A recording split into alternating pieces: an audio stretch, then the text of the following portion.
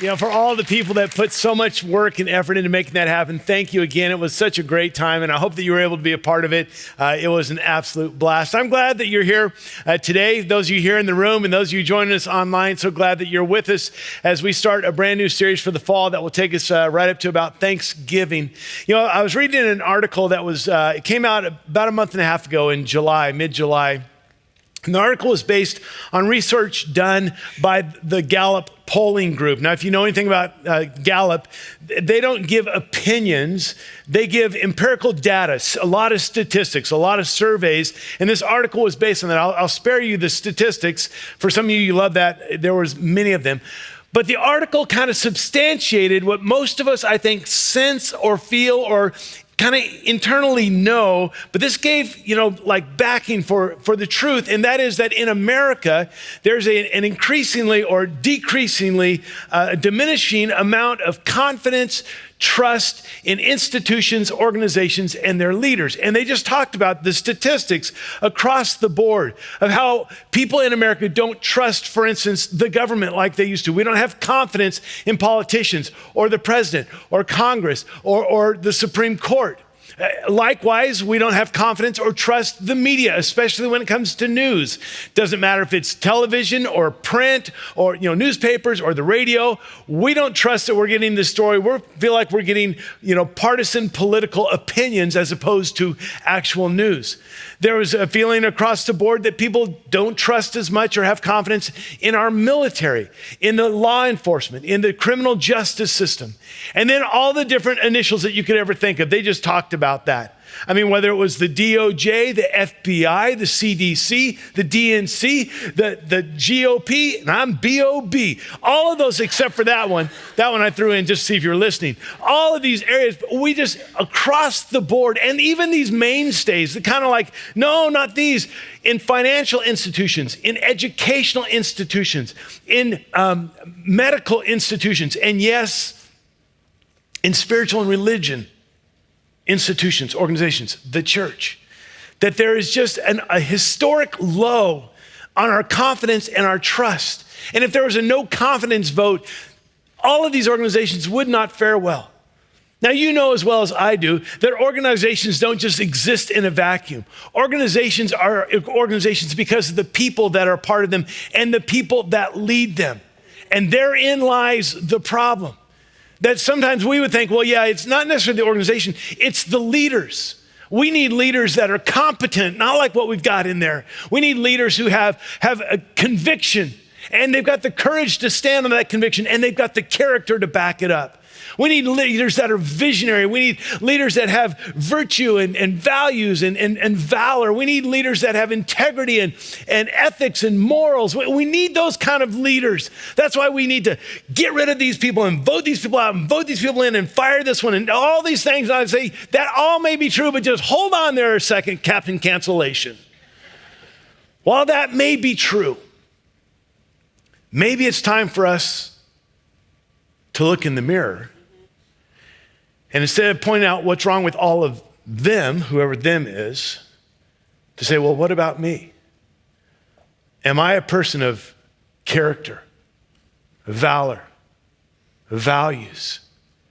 Am I a person of morals and ethics? And if you say yes, yes, yes, yes, all the way down, then ask, am I a person of humility? Because maybe not so much. And today we're going to start a brand new series. And we're going to look and examine the life and lessons from the life of an individual who I believe is maybe the most overshadowed, overlooked, underrated, often ignored, and yet most extraordinary characters in all of Scripture. And what we'll find as we examine his life is this is the leader. This is the person that we could emulate, because this man is a man of incredible conviction and courage and character. He is a visionary, and yet he's got valor and he's got these values and ethics and morals. On top of that, he is faithful. He is loyal. He is obedient. He is a unifier of those things and people that are divided. He is unwavering. He is unchanging, and he is uncompromising, and he is humble. And my prayer is this, is that we examine his life, and as we look at lessons from his life, and we'll look at a few, that we will not only grow in our biblical knowledge, that will happen, yes, but that's not my primary goal. My prayer is that we wouldn't just get an example so that we can point fingers at how other leaders ought to be, should be, need to be, could be, but that we would take lessons from his life and we would apply them to our lives so that we become more the kind of people of integrity and character and virtue that our families need us to be, that this church needs us to be, that our teams and our schools and our workplaces and our neighborhoods and our government and our world needs us to be, especially those of us who are followers after Jesus. And that's my prayer for me and for all of us, is that by looking at this individual's life, we will be transformed and we will be changed more into the people that God desires for us to be. The person I'm talking about is Joshua. Now, many of you have heard of Joshua, you've sung about Joshua, you know some of the stories of Joshua. But as I said, I believe that Joshua, and we'll look at this more next week, I believe that Joshua is overshadowed and sometimes downplayed. Philip Keller said this about Joshua, and these are pretty strong statements. He said this, talking about Joshua: he has seldom been given the full credit he deserves as perhaps the greatest man of faith ever to set foot on the stage of human history. That's a strong statement. In fact, he goes on, his entire brilliant career was a straightforward story of simply setting down one foot after another in quiet compliance with the commands of God. And when I read that, I thought, that's what I want. That's what I want someone to be able to say about my life, our lives, our church. That at the end of it all, that we can be summarized that we simply set down one foot after another in quiet compliance with the commands of God. That would be success. That would be being who God created us to be, to walk that way, to live that way, to have that life. Now, as we study Joshua, I want to just point out, we are not doing a book study on the book of Joshua, the sixth book of the Bible. We're not doing a book study. Most of what we looked at will come out of that book, but it's not a book study on Joshua. There will be massive sections, massive chapters we will completely ignore, we won't even acknowledge, we won't even give a nod to. We'll skip right over them because we're not studying the book, we're studying the individual. And as is often the case in these kind of series, whether it's a book or a character, very often the first week of the series, I give a little background, kind of set the stage for the rest of the series. And so today is that day. Some of you love these first week of the series because there's a lot of background, a lot of backstory, a lot of facts, a lot of historical settings. Some of you say, get on with the series. Well, we will. But today, we're going to look at some of the backstory of this man, Joshua, long before he ever is the leader of Israel, long before he crosses the Jordan River, long before he fits the battle of Jericho, long before he makes those incredible words, that incredible statement, as for me and my house, we will serve. Long before all of that, we're going to look at the backstory. So Joshua was born, and it's not agreed upon, but roughly around 1470 BC or so. Give or take, roughly 500 years before King David's time. So he's born, and he's born most likely in the land of Goshen, which is in the Nile Delta in the northern part of Egypt there on the Nile River. He was born as a slave, and he's a part of the tribe, if you're familiar with Israel, part of the tribe of Ephraim. Ephraim was one of the tribes of Israel, not one of the sons of Israel. I won't go into too much, yes I will, a little bit too much detail. We always think, okay, there's the 12 sons of Jacob, the 12 tribes of Israel, that's the same deal, right? Well, yes, kind of. There were 12 sons and there were 12 tribes, but they're not all the same because Levi was a tribe, but it didn't get land, and Joseph was a son, but he wasn't a tribe. But then there was Ephraim and Manasseh, who were not just Jacob's sons, but they were Joseph's sons, and he crossed his arms when he blessed them. So Ephraim was one of those. Did you follow any of that? Ephraim was the son of Joseph. Okay, so Joshua comes from that line. We read this in 1 Chronicles chapter 7. It says, the descendants of Ephraim. Now, it goes through a whole bunch, and I'll spare you. We won't go through all the names. We will pick up with Joshua's grandfather. His name, Elishama. It's probably Elishama, but I like saying Elishama because it's just funner. It's more fun to say Elishama. So Elishama has a son, and his son, Elishama, and his wife named their son Nun. So Nun is the son of Elishama. Elishama and his mama have this son. His name is Nun. Nun has a son. Mr. and Mrs. Nun have a son, and his name is Joshua. You following that one? Yeah. Okay. So what you will see often when it's talking about Joshua, they will reference him as Joshua, the son of Nun, which if you just take that phonetically, sounds like he has no parents. Joshua, the orphan, Joshua, the son of Nun. God bless you. No, it's spelled N-U-N, which is a little bit odd. Well, if his mother was a nun, this is an awkward issue. Because if a nun has a son, her career is done. Okay, Joshua is the son of Nun.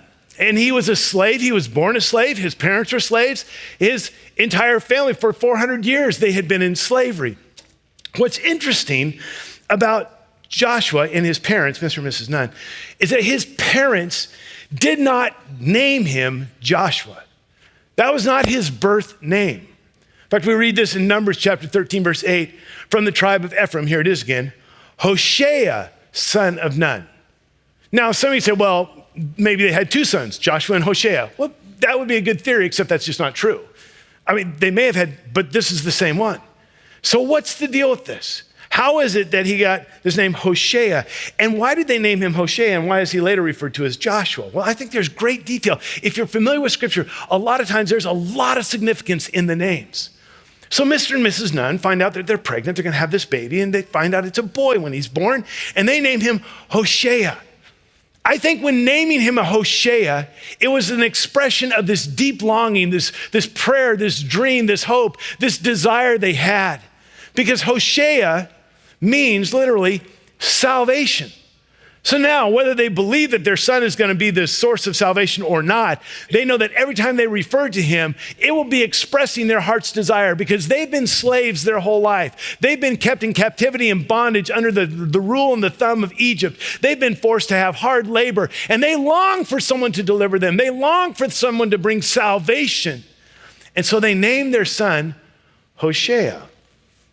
All right, so then how is it that his name goes from Hoshea to what we know as Joshua? What happens there?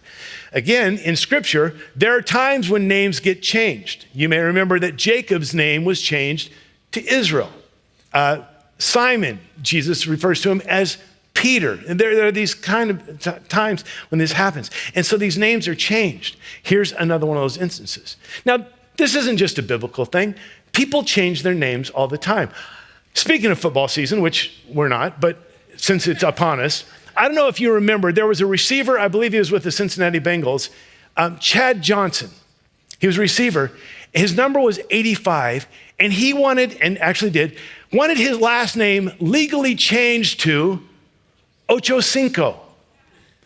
Because his number was 85, he wanted his last name to be Ocho Cinco, which is not how you say 85 in Spanish, by the way. It's how you say 85. Anyway, regardless, he had his name changed to Ocho Cinco, so he's not only got the number 85, but he's got the words on the back of his shirt. So he changes his name. But the one that's always baffled me was Prince. God rest his soul.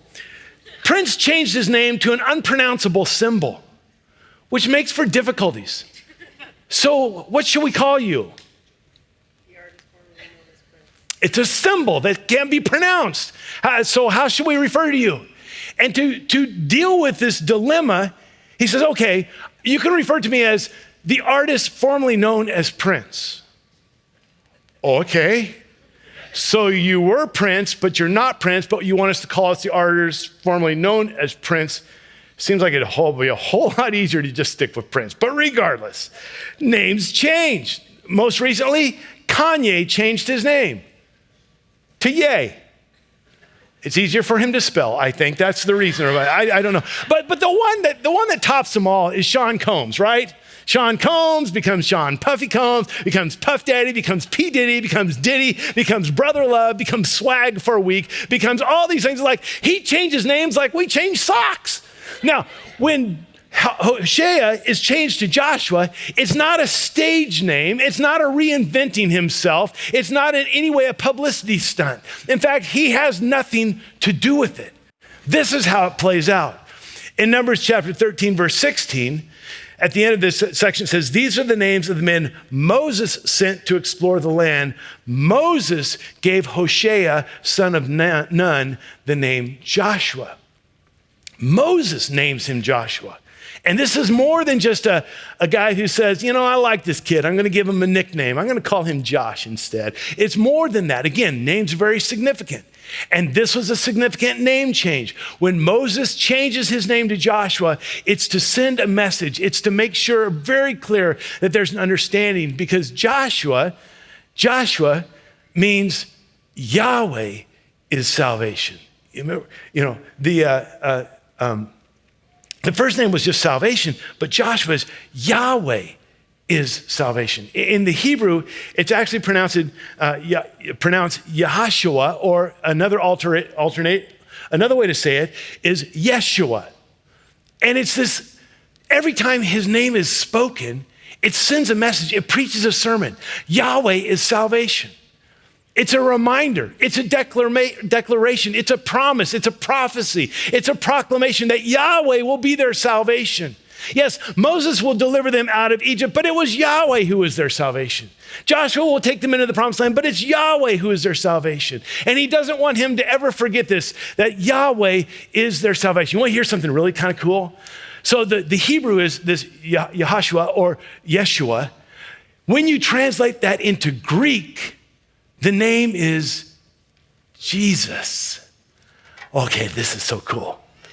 Because Jesus is the Greek form of Yeshua, Joshua, which means Yahweh is salvation, and Jesus, the very name, and Joshua, what he did. What Joshua does is a foreshadowing of what Jesus would fulfill 1,500 years later.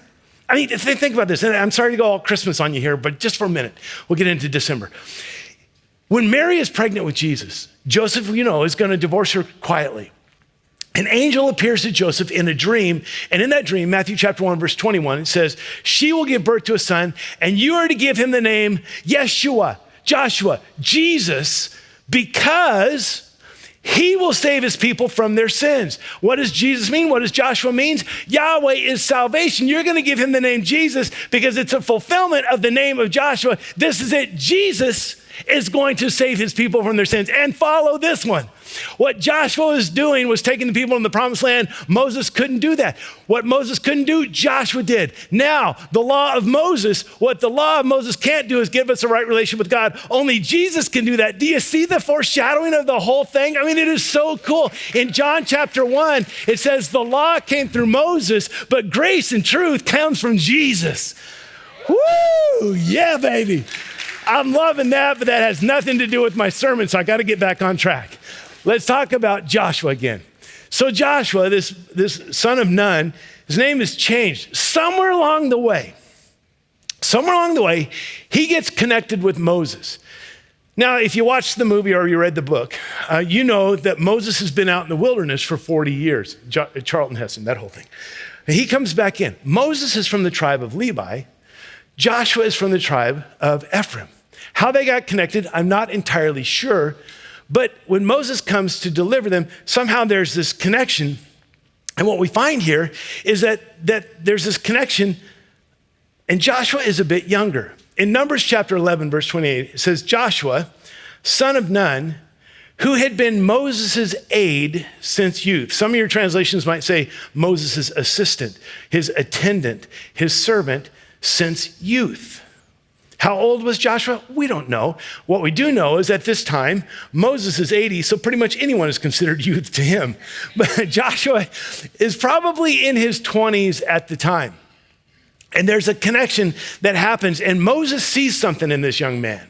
Moses knows there's something about him. And he says, I need you to be with me. I want you to help me. I want you to be like my attendant, my assistant, my valet. I want you to walk with me. I want you to help me out here.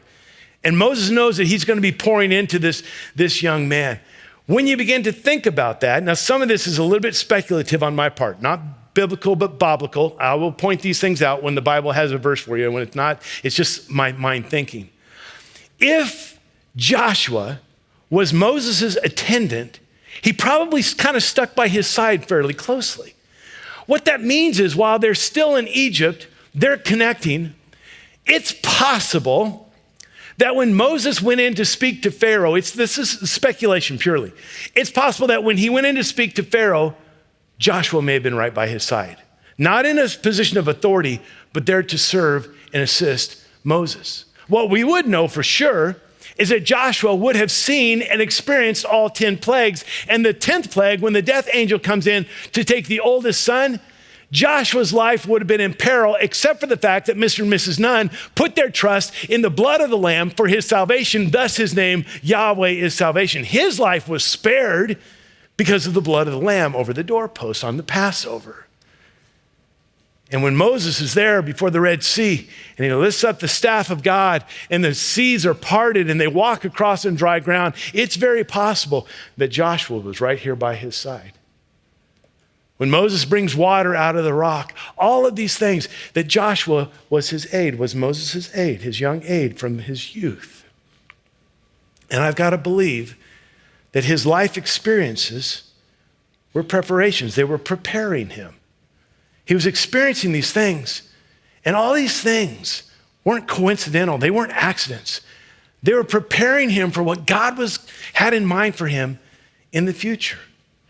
Which is a good place for us to pause and just remember this fact, that whatever circumstance you're going through, whatever situation you find yourself in, whatever season you're in right now, and some of them are not pleasant, some of them are difficult, and some of them you're enduring, and some of them you're asking God why, it could be that the very reason you are going through what you're going through today is that God is preparing you for something greater in the future.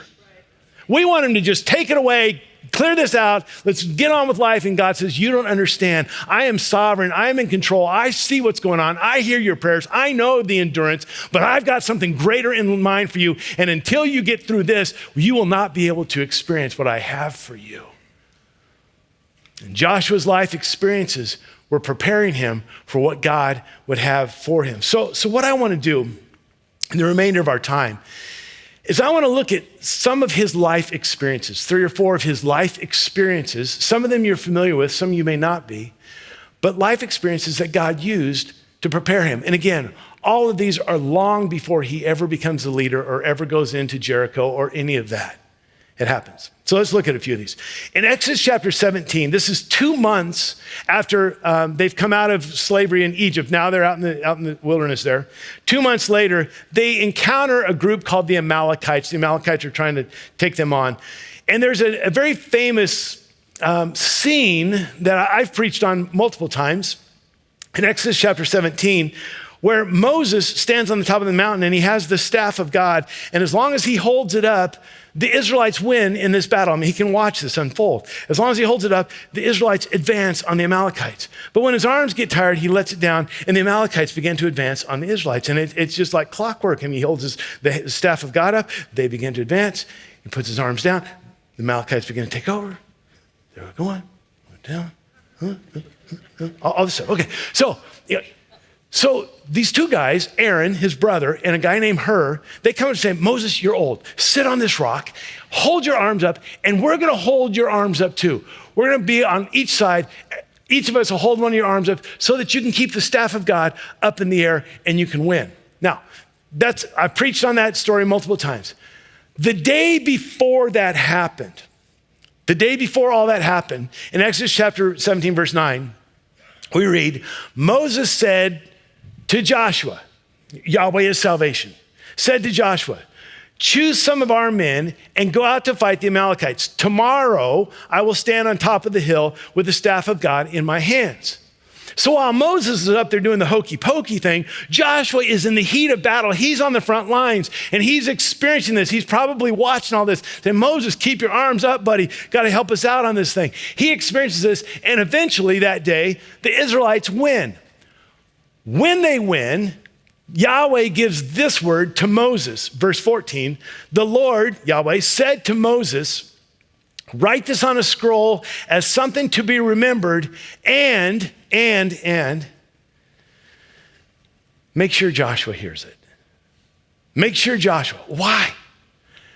Because I think the last thing God wants is for Joshua to think that his military prowess is what won them the victory. The last thing he wants Joshua to have is a big ego, to be pride and filled with himself and think he can do it. No, he needs to be reminded Yahweh is salvation. Joshua, we want you to know this so that you remember, and it will prepare you because this is not the last battle you will fight. And if you think you can do it on your own strength, you are wrong. Yahweh is salvation. Now, 7 chapters later in Exodus chapter 24, there's another scene that happens, and they're a few months later, and they're at the foot of Mount Sinai. Mount Sinai, the Lord comes down, and there's thunder and lightning and fire and smoke and clouds and all this stuff. Well, Moses takes his brother Aaron and his 2 sons, Abihu and Nadab, and then 70 elders. And God says, well, come and worship me. But don't let everybody else come up on the mountain. Just come towards the mountain and come worship me. So Moses and Aaron, who is the high priest, and his sons who are priests, and these 70 elders, they go and they worship. You can read this on your own. It's almost like out of the book of Revelation, like the wedding feast of the Lamb, because they're in the presence of God, and there's this, the pavement is like glass, and they're eating and they're drinking. It's this big festival, and they're worshiping God. And in the midst of all this, God says, okay, Moses, I want you to come up on the mountain. No one else comes up on the mountain, which they get that. Like, okay, not a problem. And so we find this in Exodus 24, verse 12 says, the Lord said to Moses, come up to me on the mountain and stay here, and I will give you the tablets of stone, those tablets, with the law and commands I've written for the instruction. Then Moses set out, not the 70 elders, not Aaron and his sons, they go back to camp, but Moses set out. Okay, we get that. But look what it says after that. Then Moses set out with Joshua, his aide, and Moses went up on the mountain of God. Strikes me. Moses is going up to meet with God. Aaron and all the elders are going back to camp. But Joshua goes with Moses. How far? I don't know. Not up on the mountain, not into the very presence of God, but goes with them. And Moses is up there for 40 days. What does Joshua do for 40 days? He's not in the camp. He's not on the mountain. And maybe during those 40 days, he, like Moses, is praying and fasting. And maybe he's worshiping God. Maybe he's recognizing that Yahweh is salvation, the power of God. And maybe he is being transformed. He is being shaped. He is being molded. His depth and his maturity and his character is growing deeper and deeper in these times. Because during the 40 days, God says to Moses, there's a bad thing going on in the camp, the golden calf deal. And God says, I'm done with him. And Moses says, let's give him another chance. And they come back down, and Moses already knows what's happening.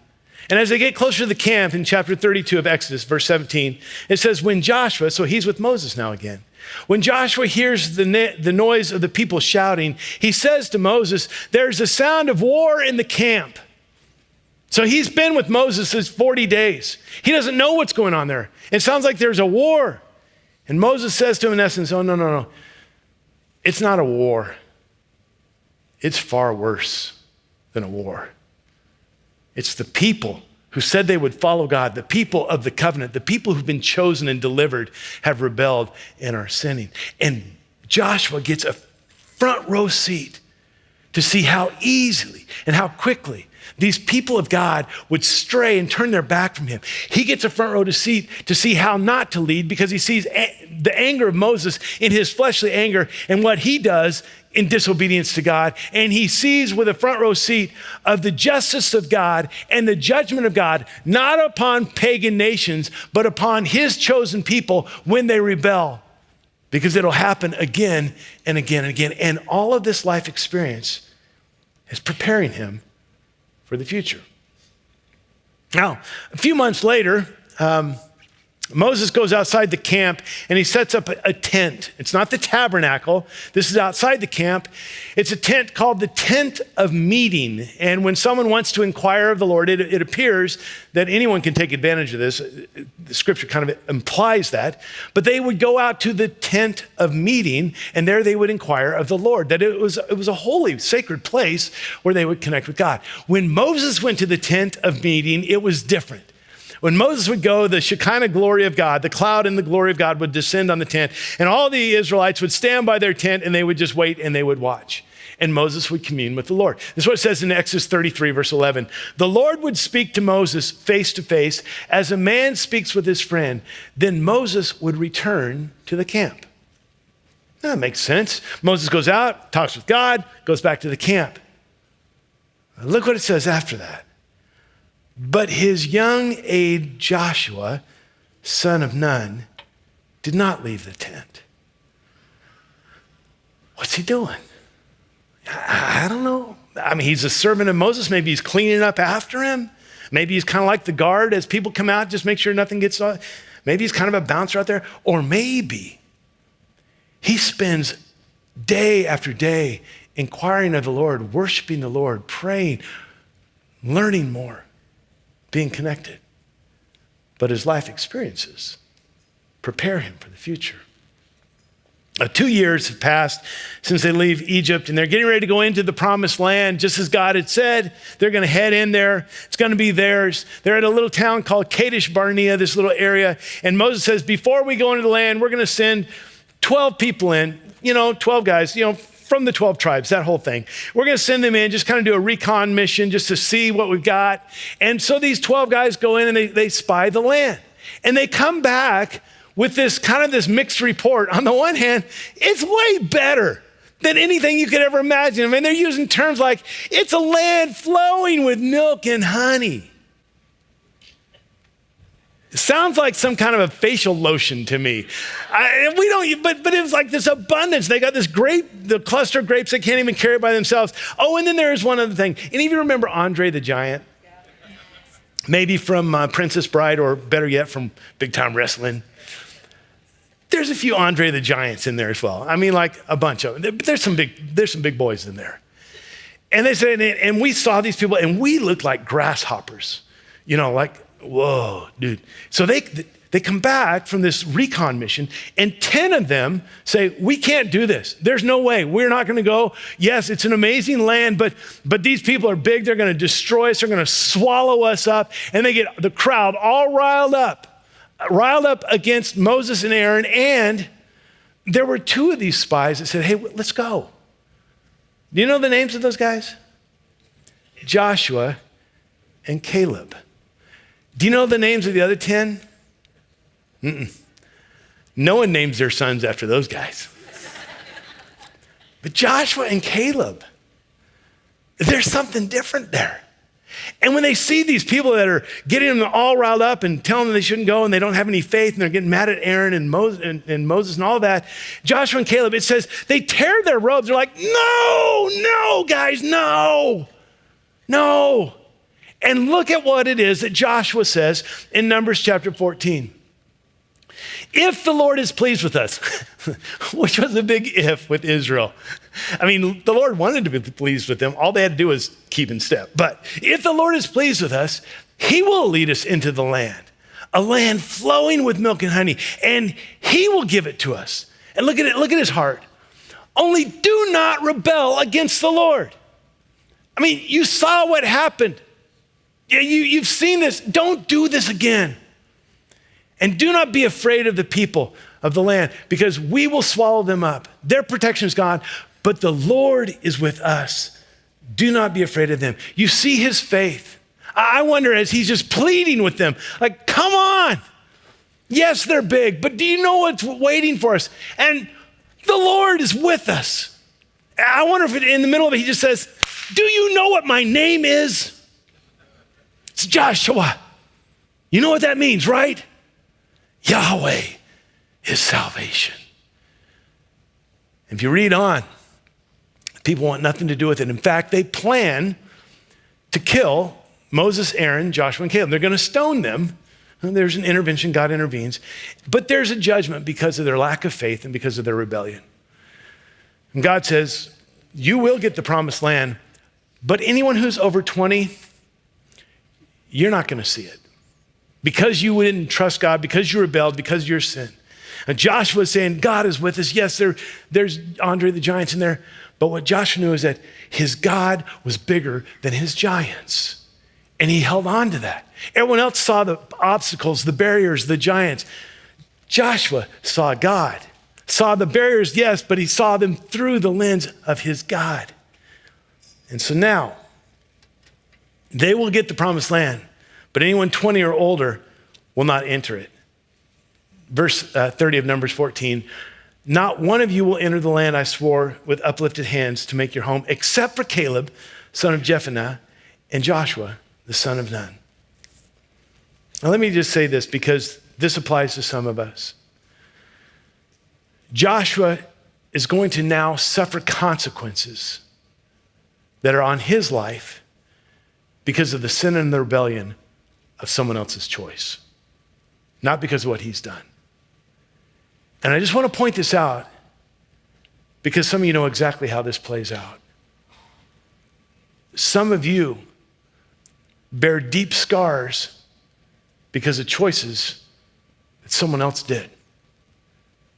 Your parents, a teacher, your uncle. Some of you have consequences because of the decision and the rebellion and the foolishness of someone else. That spouse, that ex-spouse, that boss, that friend that betrayed you. And some of you are saying, this isn't fair. And it's not. And Joshua did everything right, full of faith. And now he suffers the consequences of the sin of those who rebelled against God. He'll have to wait. He'll have to wait for years. He doesn't know how long. He knows that he'll get to go into the promised land, but he thought it would be this week. It won't be this week or this month or this year or this decade or next decade or next decade. It will be the next decade. And I wondered, this is the dark side of my mind that I probably shouldn't preach about, but I'm going to let you in on it. Joshua and Caleb know they will get to the promised land, but everyone over 20 has to die first. I wonder, I'm apologizing in advance. I wonder if at every funeral, Joshua and Caleb are there, oh, our condolences. And another one down, and another one down, another one bites the dust. Ow, hey. Because every time one dies, we're one step closer, baby. Okay, shouldn't have preached on that one, but I just wonder. They're going, we're getting there, give us another plague, But they have to wait. He could have complained. He could have been saying, God, it's not fair. I'm not doing this anymore. I'm not following you. I follow you, and this is what I get. He could have said, Caleb, let's just go. Let's take a shortcut. No, what does he do? He waits humbly. He humbly waits. And during that time, he trusts God, and he remains faithful, and he serves, and he grows, and he's being shaped, and he's being developed. None of us like the waiting. Some of you are in a waiting season right now. You're in the waiting room right now. No one likes that. A promise that you felt like God gave to you, a prayer that you've been praying for decades, some hope, some dream, some plan that you had, and you're waiting. Ben Patterson said this: what God does in us while we're waiting is as important as that which we are waiting for. Let me say this again. What God does in us while we're waiting is as important as what it is that we're waiting for. God is still at work. God hears your prayers. God knows, God's sovereign. He's still on the throne. He's still working it all together. Look at this parallel. Moses spends 40 years in the wilderness because of his sin and rebellion. And yet God redeemed those 40 years so that he would know how to lead people through the same wilderness. Joshua spends 40 years in the wilderness because of someone else's sin and rebellion, but God redeems it and prepares him to lead them into the promised land. God is sovereign. Your sin and someone else's sin cannot stop God's plan. That's why it says in Romans that we know that God causes all things to work together for good to those who love him and are called according to his purposes. That God is still at work. So in your season of waiting, in your season of dealing with the consequences of other people's choices, you hold on to what God is doing. Okay, I've got to hurry because I'm way late and people are leaving. All right, so let's fast forward 38 years. 38 years, okay. Now, 38 years, they're getting ready. All these people that are 20 and older have all died off. And now they're getting ready to go into the promised land. Moses, Joshua, and Caleb are the three oldest guys in the whole nation. Moses is 120, Caleb is 85, Joshua's probably in his 60s, maybe early 70s, somewhere around there. And this is the word that God gives to Moses, Deuteronomy 3, verse 28. But commission Joshua and encourage and strengthen him, for he will lead this people across and will cause them to inherit the land that you will see. And we'll get into all that next week. I'll stop there. But this one, I want you to understand this. Long before Joshua was ever the leader, long before he ever crossed the Jordan River, long before he fit the battle of Jericho, long before he said, as for me and my house, we will serve the Lord. Long before all of that, he continued to trust. He continued to be faithful. He continued to serve. He continued to grow. He continued to allow God to work out his plan in his life. And as he's getting ready to go in, all the people who were 20 and older at the time of that rebellion, they've died. None of them get to go into the promised land. Numbers 32, verse 12. Not one, except Caleb, son of Jephunneh, the Kenizzite, and Joshua, son of Nun. And look at this phrase. For they followed the Lord wholeheartedly. When the culture around them was rebelling from God's way, Joshua followed the Lord wholeheartedly. When the circumstances of someone else's sin and decision and rebellion impacted him, Joshua followed the Lord wholeheartedly. While he was waiting for this dream that had been promised to him, this vision that had been given to him, 38 years of mundane, day after day, month after month, year, Joshua followed wholeheartedly. And so back to my prayer for us in this series. Because while the details are different, the circumstances are the same. Some of you have been impacted by other people's choices. Some of you are in a waiting room that just seems to go on and on. We're all in a culture that lives in rebellion against God and his truth. And maybe in our lives, in these seasons, in these circumstances, in this culture, we ought to ask this question. What would Joshua do? What would Joshua do? Well, this I know. He would follow the Lord wholeheartedly. And I pray for us that we would be people like Joshua, people of courage and conviction and deep character, people whose lives are based on values, who live virtuous lives, people of integrity, people of ethics and morals. And over it all and undergirding it all,